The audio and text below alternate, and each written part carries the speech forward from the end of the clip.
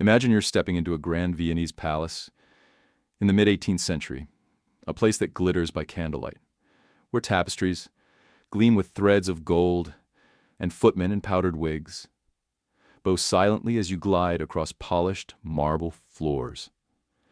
This is the Hofburg Palace in Vienna, and within its walls a dozen children scamper through luxurious corridors, weaving in and out of doorways like playful shadows. Among these children is one particular girl who stands at the threshold of destiny, never suspecting her life story will become the stuff of legend and tragedy. She was born in 1755, baptized Maria Antonia, but history would remember her by a different name, Maria Antoinette.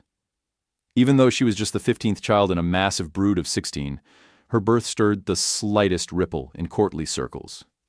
She wasn't the first daughter, nor the second, nor even the third. She was near the tail end of a long line of archduchesses and archdukes. So you might assume her arrival caused little more than a soft hush of welcome. And in a sense, you'd be right. No one in the Austrian court expected Maria Antonia to one day capture the gaze of the entire world, let alone become one of the most infamous queens in European history. After all, she was just another royal child in the powerhouse family of Francis I and Maria Theresa. He, the Holy Roman Emperor who balanced finances and indulged in hunts.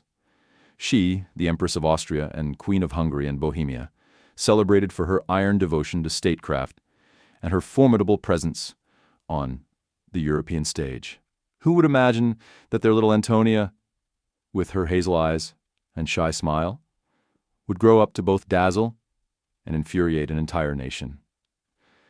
In her earliest memories, she probably recalls glimpses of her father, Francis I, as he returned from hunts or from his endless administrative tasks, greeting his cluster of children with a warm grin.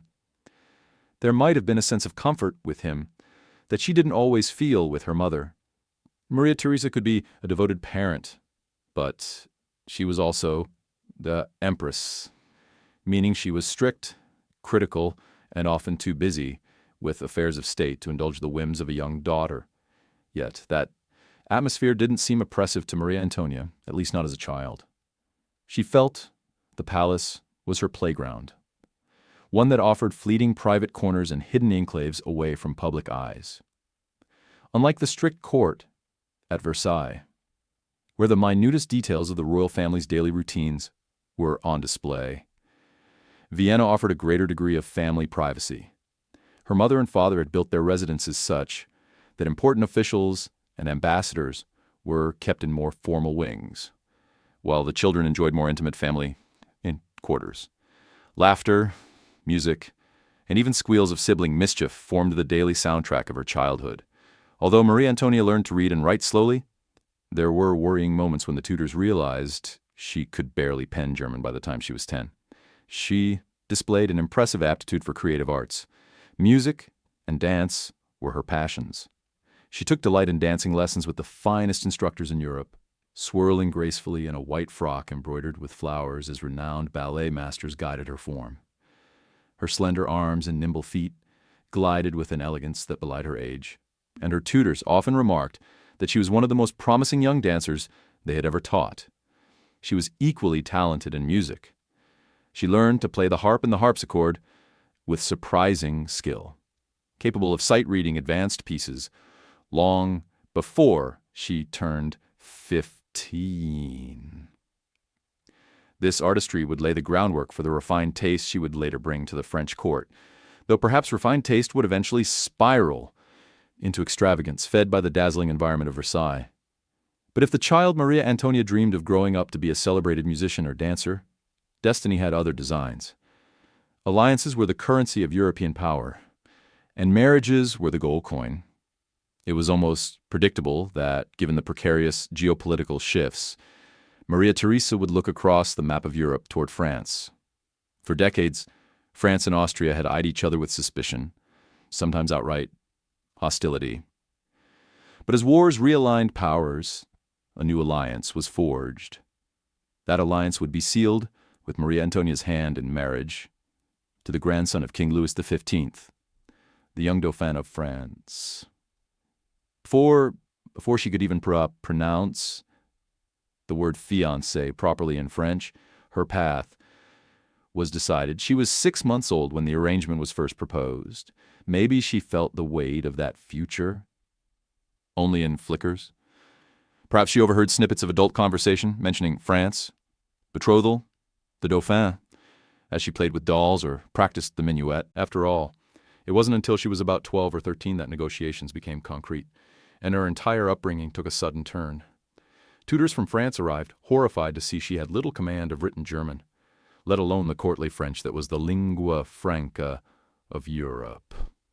They scrambled to shape her into the perfect future queen of France. Enough etiquette to charm the Bourbon court, enough language skills to impress, enough worldly knowledge to avoid embarrassing Austria. Some say she resisted the academics. Others claim she was just a bright but neglected student who needed the right motivation. In any case, her transformation was swift. By age 14, the time had come for her to leave Vienna. Imagine that teenage girl, tearful yet determined, stepping into an ornate carriage draped with the Austrian Habsburg coat of arms. She carried with her lavish gowns, precious jewels, her treasured harp. She left behind her siblings, some of whom she adored, others she merely tolerated, as siblings do, and her friends, tutors, and pets. She must have felt the crush of duty bearing down on her, an invisible yet inescapable cloak. Her mother's final admonitions likely echoed in her mind. Be a good wife to the Dauphin. Win over his grandfather, King Louis XV. Secure the alliance. Make Austria proud. Then, on an island in the Rhine River, symbolically perched between Austria and France, a ceremony of transformation took place. She was stripped of every garment from home, parted from the last of her Austrian attendants, then dressed in French clothing, with every detail carefully selected to present the new identity. Maria Antoinette, Dauphine of France. What feelings must have churned in her heart? Excitement? Fear? A fierce determination to do her duty? Probably all three, plus countless other emotions, swirling beneath her composure. Yet she managed to stand straight, eyes forward, ready to meet the Bourbon family, including her fiancé 15-year-old Louis Auguste, the awkward and timid Dauphin. If Marie Antoinette hoped for a fairy tale romance, reality soon sobered her. Versailles, the pinnacle of Baroque grandeur, dazzled her at first, with its mirrored halls, resplendent tapestries, and manicured gardens that stretched into the horizon. But it was also rife with rigid etiquette that micromanaged every aspect of royal life. She discovered there were protocols about how one dressed, ate, woke up, or went to bed. Even the simplest tasks of personal grooming became a public spectacle, with lords and ladies jostling to hand her a handkerchief at the exact designated moment. Privacy scarcely existed. This was not the casual familial sphere of Vienna. Here, every corner had eyes, every gesture was scrutinized, every rumor magnified. Louis XV, the aging monarch, seemed to take kindly to her. He found her bright, musical, and entertaining. At first, the courtiers also adored this lively Austrian princess, who brought fresh energy to a somewhat jaded court. But not everyone was charmed. Her refusal to play nice with the king's chief mistress, Madame du Barry, raised aristocratic eyebrows. She made missteps in dealing with the old princesses, King Louis XV's daughters, who disdained her irreverent attitude toward certain traditions, and many in court, ever suspicious of Austria, nicknamed her the Austrian behind her back, as if to remind her that she was still an outsider, no matter how many French gowns she donned. If the external challenges were daunting, her relationship with her new husband was its own labyrinth. Picture Louis Auguste towering over her at around 6'4", a gentle giant of sorts, more at ease repairing locks or reading about history than dancing in a gilded ballroom. He wasn't cruel or unkind, but he was painfully shy, uncertain about physical intimacy. and indoctrinated by tutors to be wary of Austrian influence. They were both teenagers, barely acquainted, and expected to produce heirs for the Bourbon dynasty. Nights passed quietly. The bed was shared, but not in the way the court demanded. The gossip grew uncontrollable. Courtiers whispered, "Will they consummate the marriage? Is something wrong with him? Is something wrong with her?" No detail was too salacious to be bandied about by aristocratic tongues. 7 long years ticked by with no consummation and no children. She was in her early 20s by then. Her mother, Maria Theresa, bombarded her with harshly critical letters, demanding to know why she hadn't enthralled her husband, as expected, scolding her for letting rumors run wild, for indulging in too many parties, for neglecting her studies, for failing to manipulate the court effectively. The letters were emotionally draining. Maria Antoinette would sometimes weep while reading them, furious and hurt that her mother seemed to see her only as a political pawn, not as a daughter in a difficult situation. Eventually, help arrived from an unexpected quarter. Her brother, Emperor Joseph II of Austria, visited Versailles, had a private conversation with Louis, and soon after, the marital bed was finally unlocked. By 1774, the old King Louis XV died of smallpox. The Dauphin was crowned King Louis XVI, and Marie Antoinette ascended as Queen of France at 19. She was radiant in appearance, but unprepared for the enormity of her role. Almost overnight, an entire nation's expectations crashed upon her. In the beginning, the French populace seemed to like her well enough. They admired her youth, her style, her musical talents. King Louis XVI was kindly regarded, for a time, as well. He was perceived as earnest, possibly sympathetic to the people's welfare. But soon, the illusions started to dissolve. France's economic woes were piling up. The country was nearly bankrupt from years of warfare, including the lavish monetary support given to the American Revolution. The new king had inherited a tidal wave of debts and a bureaucracy ill-equipped to handle them. Aristocrats refused new taxes, while the common people faced rising bread prices, poverty, and resentment. Against this backdrop, Marie Antoinette's indulgences shone like a beacon of extravagance. Her love for fashionable gowns, commissioned from the celebrated seamstress Rose Bertin, mushroomed into a near obsession, with towering hairstyles that sometimes featured miniature ships or gardens perched atop her powdered locks. She stayed up late gambling at card tables, losing sums so vast that even seasoned courtiers gaped at the tally. Although the Queen toned down these indulgences after a few years, the damage to her reputation was done. Parisians, already reeling from high food prices, eyed her newly built whimsical village at the Petit Trianon, complete with a farm, dairy, and faux rustic cottages, and saw it as an insult. "She plays peasant while we starve," some jeered. Caricatures and pamphlets portrayed her as a gluttonous woman, partying, while the people begged for bread, and though she never actually uttered, "Let them eat cake," that phrase lodged in collective memory, crystallizing an image of a clueless, heartless queen who cared nothing for the plight of the masses. Struggling with loneliness, especially during the early years of her marriage, Marie Antoinette found solace in close friendships. One of them, rumored to be more than just friendship, was with the dashing Swedish Count Axel von Fersen. Gossip circulated that he was her secret lover, perhaps the father of one of her children. Whether or not that rumor was true has never been conclusively proven, but the two did share a deep bond that lasted for years. He would remain a loyal supporter even in her darkest hours. The diamond necklace affair further blackened her image. A magnificent, ludicrously expensive necklace had been commissioned years earlier by the late King Louis XV for his mistress.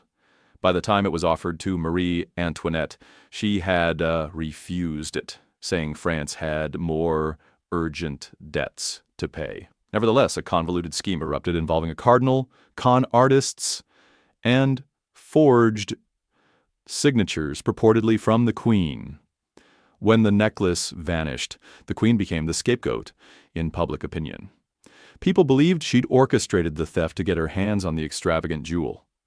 Though she was innocent, the resulting scandal hammered her reputation. By the late 1780s, the storm clouds of revolution loomed.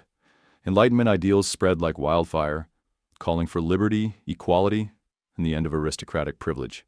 Bread prices spiked. A series of poor harvests left the French peasantry hungry. People muttered that the monarchy had to be reformed or removed.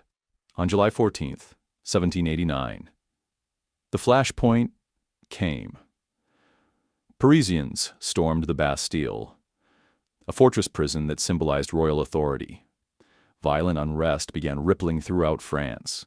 The era of unstoppable change dawned, and the entire monarchy began teetering on an existential precipice. Marie Antoinette watched all this with growing alarm. She was a queen from a foreign land in a country that now despised foreign influences. She was blamed not only for personal extravagance, but also for every misstep the royal administration made. Rumors flew that she was feeding French secrets back to Austria.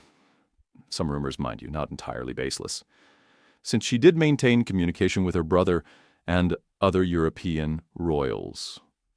Louis XVI, indecisive and prone to bouts of melancholy, was no bulwark.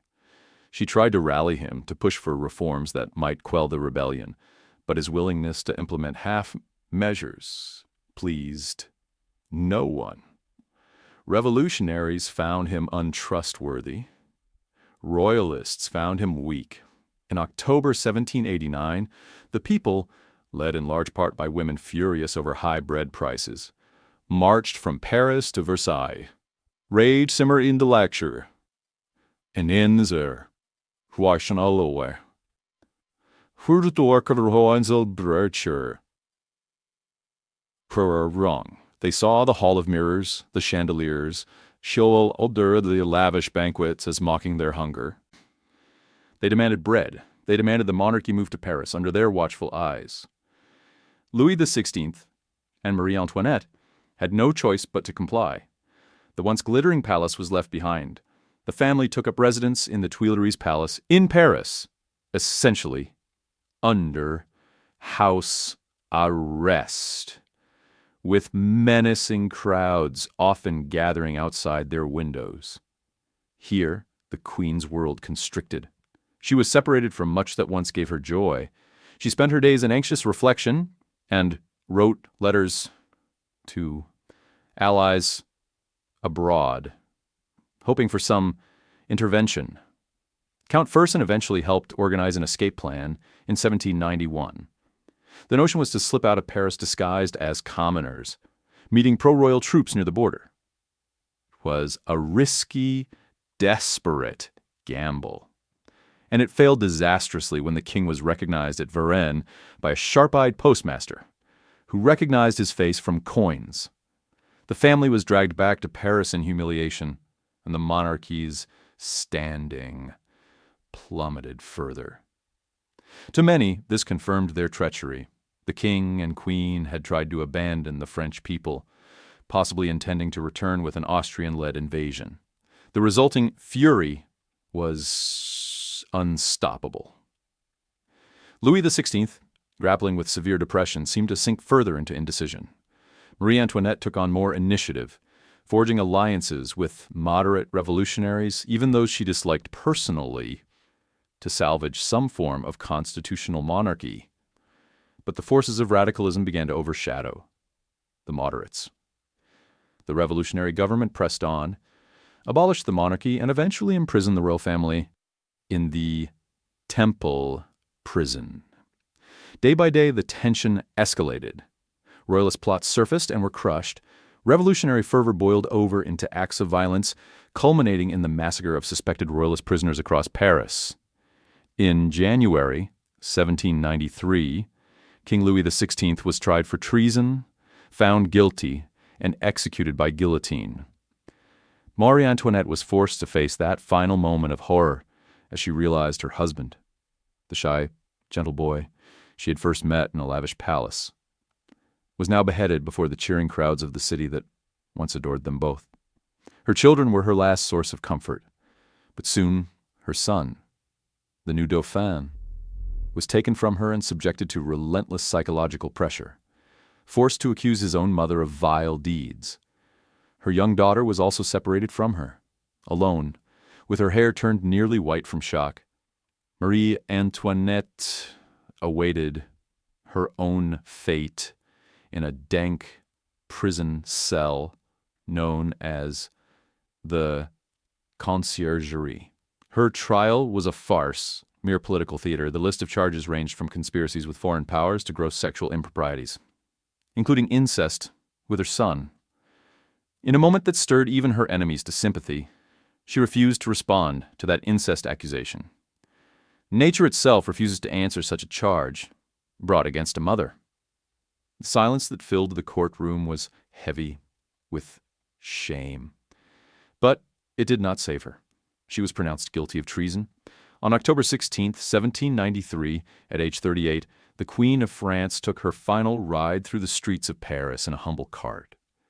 Her once sumptuous gowns had been replaced by a simple white dress. Her posture was still regal, though her face bore the etched lines of sorrow and exhaustion.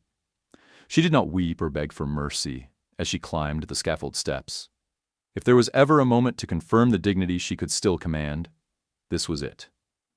She accidentally stepped on the executioner's foot in those final seconds. Legend has it, her last words were an apology. "Pardon me, sir. I did not do it on purpose." A brief flash of steel. Then it was over. The blade fell and the crowd roared in triumph. Her head was displayed to the throngs. The same people who once might have bowed to her or cheered her in a carriage through Versailles now reveled in her downfall. Her body, unceremoniously, was placed in an unmarked grave, though later her remains were transferred to the Basilica of Saint-Denis. So ended the life of Marie Antoinette, the Austrian princess who married into France's ancient Bourbon line, a queen whose name would echo in infamy throughout the ages.